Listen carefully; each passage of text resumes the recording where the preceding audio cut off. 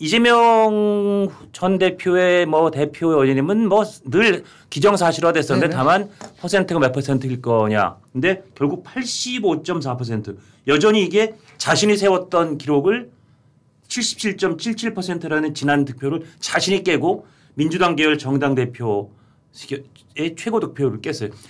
그 옛날에 이 장대 높이뛰기 하던 유명한 선수들이 부부카 있었고 이신바에바 있었는데 부부카 이신바에바는 늘 보면 자기의 세계 기록을 또 자기가 한 1cm 깨고 또 자기 기록을 또 자기가 깨고 자기 말고는 그 기록을 깰 사람이 없었던 그런 그 양대 그 남성 여성의 장대 높이뛰기 시절이 기억나는데 이재명 대표의 저 득표율은 본인 아닌지 못 깰 것 같아요. 실제로 뭐 지난 초대선 과정 속에서 민주당을 탈당했었던 이낙연 전 총리가 탈당을 하면서 한 말이 있잖아요. 이제 민주당은 더 이상 노무현 김대중 정신이 살아섬시는 그러한 정당이 아니다. 결국은 이재명의 사당화로 빠질 수밖에 없게 된 정당이다라고 얘기하는데 지금 뭐 85.4%든 70.7%든 그게 뭐가 중요합니까? 그 과정 속에서 국민들에게 정말 우리 전당대회라는 거는 꿈과 희망을 주고 뭔가 새로움을 줘야 되는데 아무런 변화가 없는 상태에서 이재명 일극 체제가 드디어 완성으로 가고 있다는 걸 보여주는 거 이외에 저는 아무것도 없다고 좀 봅니다. 그래서 이재명 뭐 일극 체제, 이재명 유일 체제, 뭐 다 이제 그런 말들이 너무 이제 이번 전당대회로 이재명 일극 체제, 이재명 유일 체제에 이제 마침표를 찍었다. 민주당의 아버지가 더욱더 이제 부각되는 그런 그 예를 들어서 결과를 가지고 왔는데 그게 바람직할까요? 예를 들어서 뭐 지금 얘기하는 민주정당에서 가장 중요하게 여기는 거는 결국은 다양성과 그리고 포용성이에요. 이 두 가지가 없으면은 그 정당은 거의 일당 독재와 마찬가지로 갈 수밖에 없는 그런 위험을 안고 있는 거거든요. 맞습니다. 그런데 이것만이 아니잖아요. 뭐 최고위원 한번 보십시오. 전원 다 교체됐는데 5명 모두가 다 친 이재명계 의원으로 채워졌는데 누가 더 찐명이냐를 갖고 다퉈서 뭐 얘기를 들어보면은 뭐 이재명 대표의 쏘는 화살을 내가 꺾어버리겠다. 그 후보가 3위 했죠. 3위 했죠. 그다음에 더 나가서 호위무사를 자체하고 뭐 이재명의 수석 내가 지금 변호인이 되겠다는 얘기 이재명을 지키겠다. 모든 화두가 민생도 없고 그리고 더 나가서 개혁도 없고 오로지 이재명을 위한 그러한 전당대회로 변질됐는데 뭐 85.4%라는 거를 얻은 게 그게 뭐 중요한가요? 그만큼 이제 숫자가 더 늘었다는 얘기고 그것도 세부 득표율 보니까 권리당원 88.1%, 대의원 74.9%, 여론조사 85.2%였어요. 권리당원의 그 비중을 더 높이고 이게 혹시라도 뭐를 어떻게 보면 뭐 다른 대의원들이 조금 이 이재명 대표에 대한 이 지지를 좀 덜할까 그게 걱정되는지 권리당원 비중을 더 높였잖아요. 결국은 그 비중 높인 그 이 전략 내지는 그 의도대로 다 이재명 대표의 지지율을 전체적으로 높이는 방향으로 그러니까 모든 민주당에서 일어나고 있는 결정과 모든 발표와 모든 변화는 다 어떻게 하면 이재명 대표의 일극 체제, 이재명 대표의 유일 체제. 그렇습니다. 당의 아버지 이재명 대표가 대선길로 가는 길을 어떻게 하면 꽃길로 만들어 줄 것인가. 거기에만 집중되어 있는 것 같아요. 그러니까 실제적으로 보면은 옛날에는 대의원이 갖고 있는 위상들이 굉장히 높았었는데 이번에 이제 당원 단계를 바꿔서 권리당원은 56%, 대의원은 14%. 그리고 이제 국민 여론조사 30%를 하고 있는데 제가 이제 관심 있게 본 부분은 뭐냐면 지금 이제 나는 정말 이게 과연 이럴 수가 있을까? 당 강령과 당원 단계를 바뀌는데 특정 정치인이 얘기한 거를 강령에다 지금 기본 사회라는 노선도 포함시켰어요. 그다음에 당원권 강화 그리고 공천에서 예를 들어서 지방선거까지도 하고 대선 나갈 수 있게 길 열어주는 거. 그래서 다 열어놓았단 말이에요. 그런데 실제로 보면 당원 중심의 대중정당 모델을 얘기를 하고 있지만 그거는 20세기 때 나왔었던 시대착오적인 거예요. 지금은 대중정당 모델이 아니라 지지자 중심의 원내정당 모델이 보편적인 겁니다. 그런데 문제는 뭐냐면 지금 권리당원도 투표율이 얼마나 됐죠? 그리고 이번에는 높지가 않았어요. 아유 50%가 안 됐어요. 44.2%밖에 안 됐는데 대의원들은 77% 정도 되는 거거든요.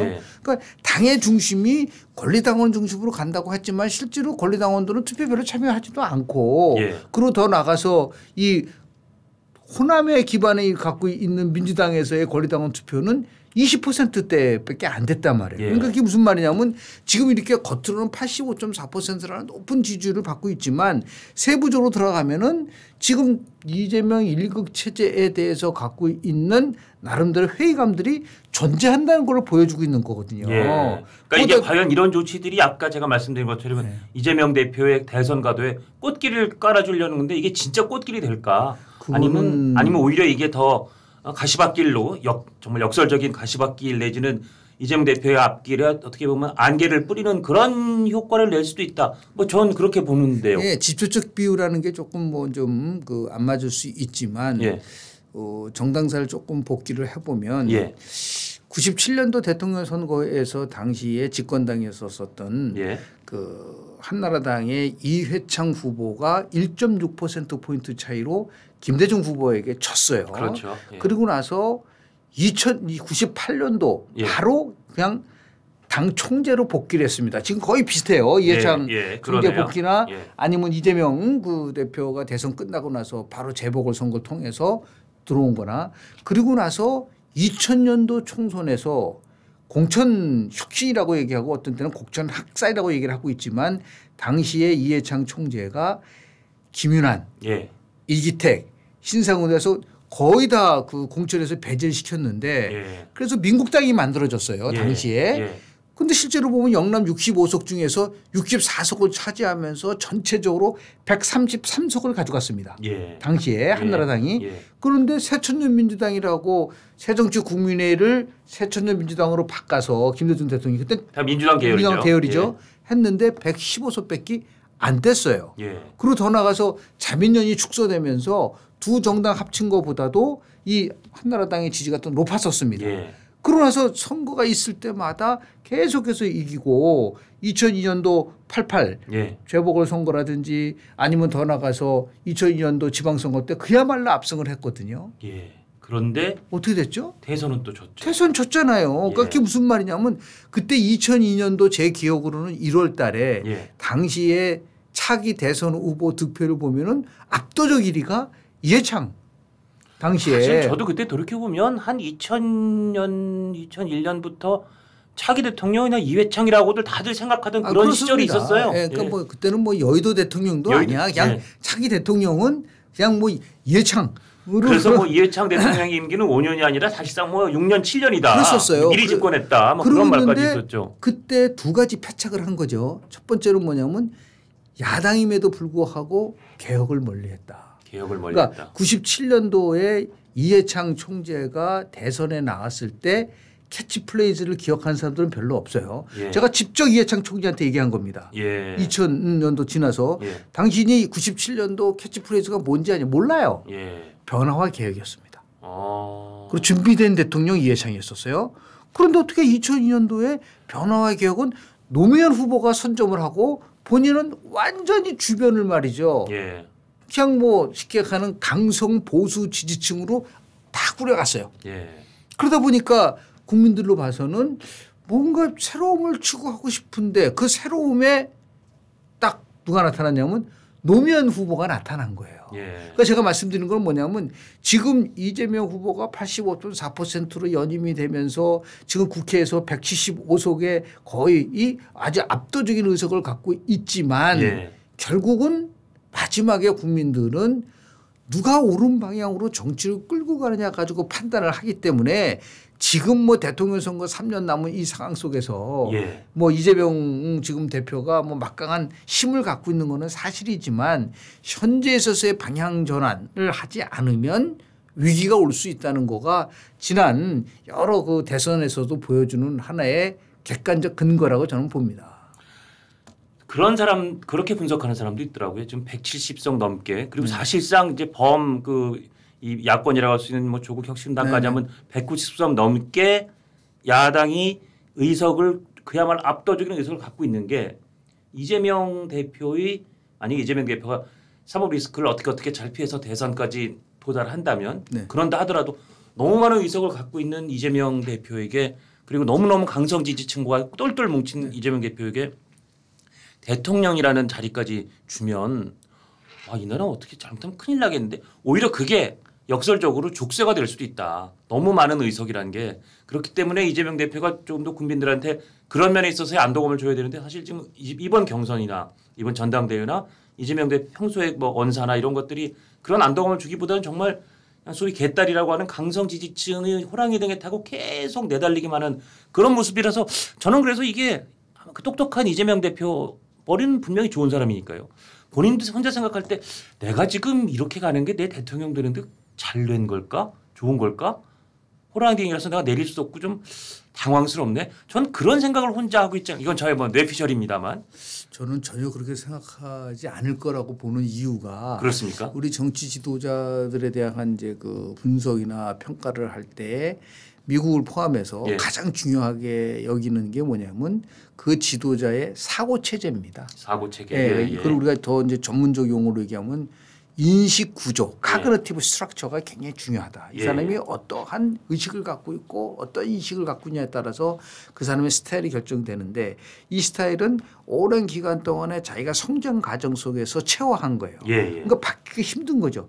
윤석열 대통령도 27년 이상을 검찰에서 활동하다 보니까 정치랑 안 맞는 부분들이 어떤 때는 많이 우리 드러나잖아요. 그렇죠. 그게 바로 오랜 기간 동안에 조직 생활에서 습득된 인식에 대한 문제가 있는데 제가 그래서 이렇게 쭉 정리를 해봤어요.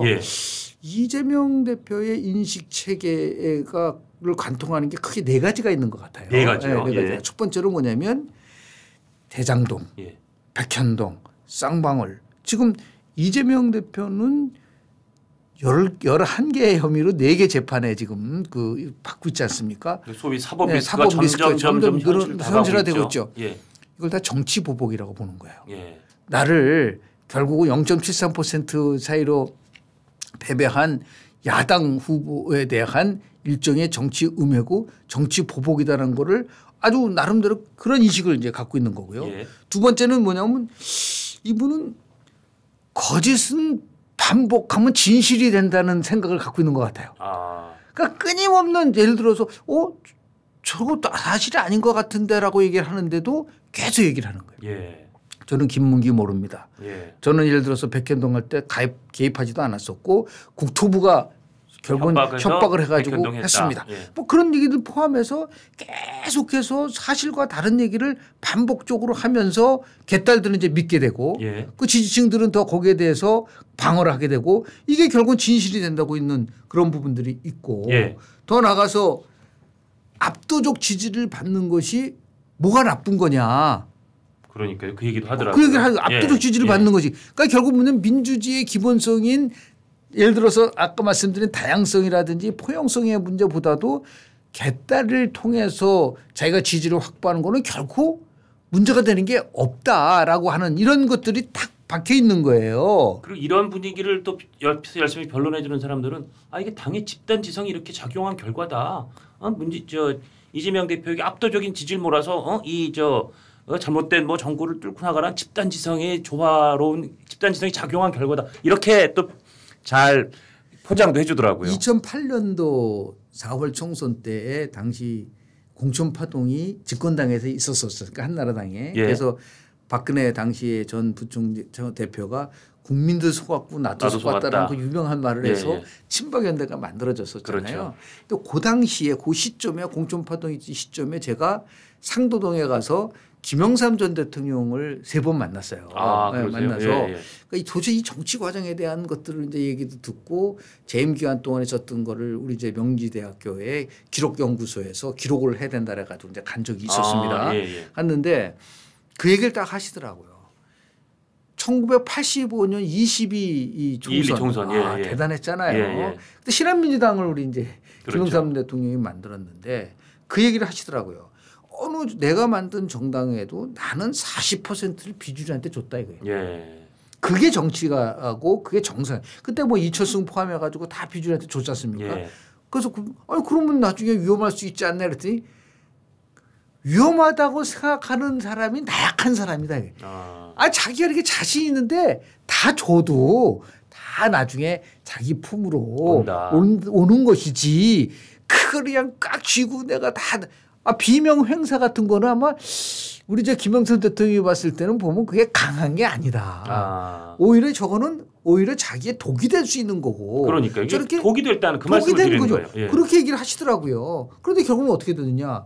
우리가 22총선 그렇게 해서 제1당이 되고 당시 관제 야당에 썼던 미란당을 다 흡수통합하고 그리고 87년대 6월 항쟁을 이끌고 그런 수단을 쭉 이렇게 해 주시더라고요. 네. 그러면서 정치 지도자는 정말 다른 거 다 필요 없다. 국민 눈높이에 맞추면 된다. 국민 눈높이. 예. 그래서 한동훈 우리 대표가 계속 국민 눈높이 얘기하고 있는데 그거는 뭐 꼭 한동훈 대표만이 아니라 정치인이 가질 수 있는 가장 기본적인 건데 지금도 김두관 후보가 12% 정도 얻었어요. 박영진 후보가 2년 전에 썼던 22%보다도 훨씬 낮잖아요. 그런데 불구하고 저는 숫자가 중요한 게 아니라 김두관 후보가 시종일관 얘기한 게 있잖아요. 개딸과 결별을 해라. 개딸의 섬에 빠져들면은 정권 탈환이 힘들어질 수 있다는 얘기를 계속 하잖아요. 그런데도 불구하고 저렇게 뭐 85% 정도의 득표를 한 것이 과연 앞으로 득이 될까요? 저는 그래서 지금 말씀하신 이제 10월 달에 아마 뭐 선거법 위반하고 유증교사 문제 가지고 이제 1심 판결이 나올 가능성이 큰데 거기에 이제 보이지 않는 또 복선이 있죠. 김경수 전 경남 지사가 복권됐어요. 그러니까 만약에 1차 판결이 어떻게 나올지 모르겠지만은 100만 원 이상의 벌금형이나 아니면 금고형 이상이 나오게 되면은 5년간 피선거까지 박탈된다고 한다라는 것이 가시화된다고 한다면 그때 비명 친문의 결집이 이루어질 거라고 저는 봐요. 서서히 이루어질 것이라고 보는 거죠. 비명 친문이 결집할 것이다. 거기에는 누가 포함이 되냐면 김동연 경기도지사 그리고 김부겸 전 총리, 김경수, 삼김이 또 다른 삼김이 모여가지고 견제를 할 수 있는 그런 상황이 올 수 있다는 것을 감안한다고 한다면 지금 뭐 85%의 압도적 지지를 받고 24년 만에 김대중 총재 이후로 당대표가 연임된 것에 너무 기뻐할 때가 아니다. 요번에 특히 관심 끈 건 사실 이재명 대표의 그 당선은 뭐 어대명을 넘어서 확대명을 넘어서 뭐 9대명이 아니냐 90% 넘느냐 아니냐 그 정도였는데 사실은 이제 혼선이 벌어진 거는 그리고 상당히 어떻게 보면 놀라운 이변이 벌어진 거는 최고위원 경선이었어요. 결국 마지막 순간에 사람들이 깜짝 놀란 건 한때 원외 돌풍으로 1위를 달리던 정봉주 후보가 결국 6등으로 추락해서 최고위원단에 못 꼈다는 거. 둘째, 김건희 그러니까 대통령 영부인 김건희 여사 김건희가 살인자다. 대통령 부부가 살인자다. 이게 얘기를 국회에서 아주 막 피를 토하듯이 하는 바람에 뭐 여당의 강력한 반발도 부르고 국회 파행도 하여튼 일어나게 했던 전현희 후보가 한때 6등으로 밀려있다가 완전히 치고 올라서 2등 후보가 됐다. 2등 당선을 했다는 거. 이 두 지점인데 일단 정봉주 후보의 추락은 어떻게 보세요? 보여주는 시그널은 이재명에 걸리면 죽는다. 걸리면 죽는다. 네, 왜냐하면 이재명을 비판하고 그랬었습니까? 이재명이 대통령이 될 수가 없을 수도 있다라는 얘기를 한다라든지 아니면은 뭐 더 나가서 나는 전략적 실패가 가장 큰 것 중에 하나라고 좀 봐요. 그러니까 정봉주 후보가 전략적으로 실패했다. 특히 12일 날 기자회견을 했어요. 그때 이제 뭐 계속해서 문자 지지율이 떨어지니까 3위까지 떨어지니까 이거를 대의원하고 비명계 당원들의 지지를 받기 위해서 아마 한 것 같은데 그때 나온 게 명팔이라고 하는 이재명을 팔아서 호가호위하는 세력을 내가 반드시 그냥 뭐 척결하겠다는 식으로 척결하겠다고 얘기를 하니까 그 명팔이 논란이 결국 강성 지지층은 또 거기 보면 더민주혁신회의라는 게 있는데요. 여기가 이제 강성 그 지지층이고 이제 아마 지시는 안 했지만은 그 명팔이는 그 혁신회의 쪽 사람들이 아닌가라고 하는 그래서 거기서 대놓고 혁신회의 쪽에서 해명하라고 막 나오지 않습니까? 그게 제가 볼 때는 가장 큰 패착이라고 그냥 조용히 있었으면은 제가 볼 때는 5등 안에는 들어갈 수 있었을 거예요. 그다음에 뭐 이제 정봉주 우리 후보랑 친하다고 하는 전 정의당 의원이지 않습니까? 박원석 전 의원이 그 내용도 인터뷰 내용도 보면은 굉장히 강성 지지층을 자극하는 분들이 굉장히 많았었지 않습니까? 사실 정보 보고로는 돌았었는데 정봉주 후보가 기자들 만나서 오프를 전제로 얘기하면서 이재명 같은 사람 대통령 되면 안 된다. 이건 사실은 굉장히 민감한 발언인데. 그리고 더 나가서 뭐라냐면 나는 뭐 2등, 5등 안에만 들어가면 된다. 내가 어떻게 하는지 한번 두고 봐라라고 얘기를 했잖아요. 그 얘기는 아직 박원석 의원하고 통화를 하면서 했다고. 그런 것들이 실제로 보면은 굉장히 자극을 하고 더 나가서 야 이거 위기다. 어쨌든 간에 그러니까 아마 정봉주 후보는 이렇게 생각한 것 같아요. 어차피 내가 1등 해서 수석 최고위원은 날아갔다. 5등 안에 들 것이다. 대신 이제 남은 게 대의원들하고 그다음에 여론조사가 남아 있는데 거기서는 내가 확실하게 이재명 대표는 결사옹위 하는 것처럼 하지만 이 명팔이란 말로써 이재명 후보나 다른 찐명들과는 조금 차별화하는 게 그래도 그런 쪽에서는 나한테 좀 표가 올 것이고 그럼 내가 안정적으로 5등 안에 들어서 최고위원이 될 것이다 이렇게 생각한 것 같은데 그것마저도 허락을 안 한 거예요. 그것도 민주당 이제 지지자들이. 뭐 확인된 건 아니지만 의외로 5등 안에 들어가서 5위를 한 사람이 이현주 의원이에요. 이현주 의원이죠. 이현주 의원은 뭐 거의 아마 그동안 쭉 저기 했었을 거예요. 7년 만에 복당했죠. 복당을 했는데 그리고 돌고 돌아서 국민의힘까지 갔다가 다시 여기 복당했죠. 그래서 뭐 들리는 바에 의하면 이현주를 최고위원으로 만들어줘야 된다. 그러니까 결국 정봉주 후보한테 갈 거가 이현주 쪽으로 가서 결국은 갔다고 하는. 왜냐하면 거기 그 5등권이 그러니까 이현주 후보가 당선돼야 정봉주 후보를 밀어낼 수 있다는 게 아마 전략적으로 계산이 쓴 것 같고. 그렇죠. 그러니까 이현주 의원을 찍어주라는 아마 그런 부지불식간에 정말 아름아름으로 이심전심으로 한 것 같고. 그다음 이현주 후보가 친문 그러니까 문재인 저격수라는 것도 오히려 찐명들한테는 저게 차라리 낫다라고 판단을 쓰게 한 것 같아요. 두 가지가 작용한 것 같아요. 그게 이제 지금 아까 말씀드린 것처럼 지금은 좋아 보이죠. 네. 그러나 이제 비명 친문들이 결집하는 데 있어서의 명분을 주는 거잖아요. 아니 어떻게 친문 패권주의를 내세운 사람이 저 당당히 최고위원이 되는 그런 민주당에 대해서 반감을 가질 수밖에 없는 거고. 예. 더 나가서 지금 뭐 동영상에서 축사를 보냈잖아요. 문재인 전 대통령이. 문재인 전 대통령 축사하는데 거기다 대놓고 뭐.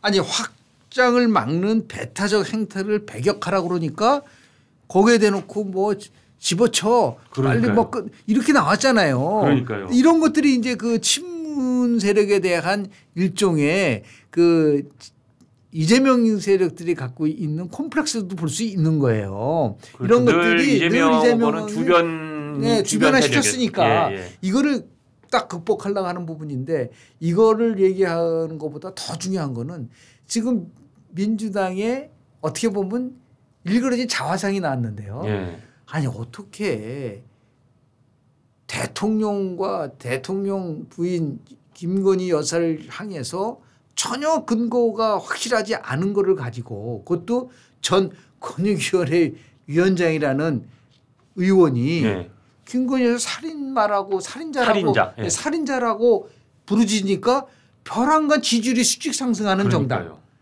이런 정당이 과연 어떤 모습으로 국민들에게. 저는 정봉주 후보의 추락도 놀라웠지만. 그렇지만 전 이 대통령 영부인에 대해서 살인자라고 막 큰 소리를 지르고 그것 때문에 평지풍파를 일으킨 후보가 수직 상승해서 전현희 후보가 2위로 정말 뭐 거의 차석 최고위원단에 입성하는 거가 사실은 조금 더 충격적이었어요. 그게 더 훨씬 더 현재 제가 민주당이 보여주는 부끄러운 민낯일 수도 있는 거고요. 저게 일종의 그 집단 광기라고 그렇습니다. 아까 처음 말씀드린 김병주 의원 같은 경우는 국민의힘 의원들보다 정신 나간 사람이라고 그걸로 최고위원 된 거죠. 또 올라가고.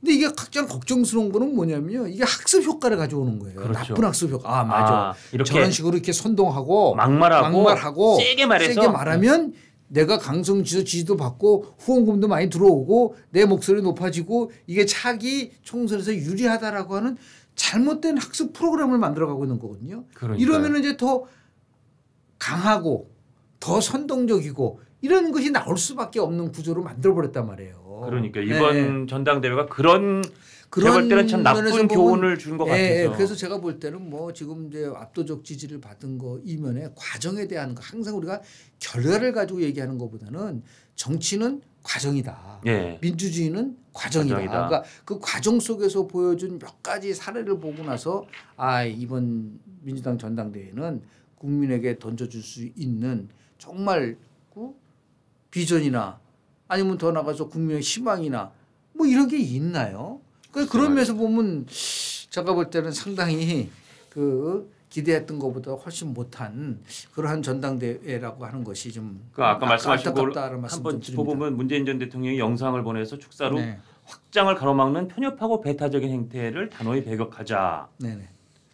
이 정도 얘기는 일반론적으로도 뭐 할 수 있는 얘기 같은데 뭐 당의 전당대회의 전임 대통령으로서 아니 근데 그걸 부정하는 스스로 그 현실을 인정하는 거 아니에요? 근데 거기다 놓고 관중 속에서 빨리 끝내라 그만해라 이렇게 그러니까 문재인 전 대통령에 대해서 이런 비난이 쏟아져 나왔다는 그 장면이 그 민주당이 참 우리가 지금까지 일반적으로 그냥 평범한 보통 사람의 상식으로 이렇게 봐왔던 시각에서는 정말 많이 벗어나 있구나. 그렇습니다.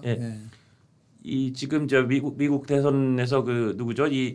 저 민주당 그 부통령 후보가 저 사람들은 위얼 그 말로 지금 상당히 그 아주 이 인기도 없고 상당히 대중들의 뇌리에 아주 이끌어내고 있다는데 뇌리에 각인당하고 있다는데 정말 이런 모습을 보면 그 사람 그 부통령 후보 한국 오면 좀 위얼다다, 그렇죠. 괴상하다 이렇게 얘기할 것 같아요. 단순한 위어드가 아니죠. 위어드 곱하기 위어드죠. 제곱 위어드. 제곱 위어드니까.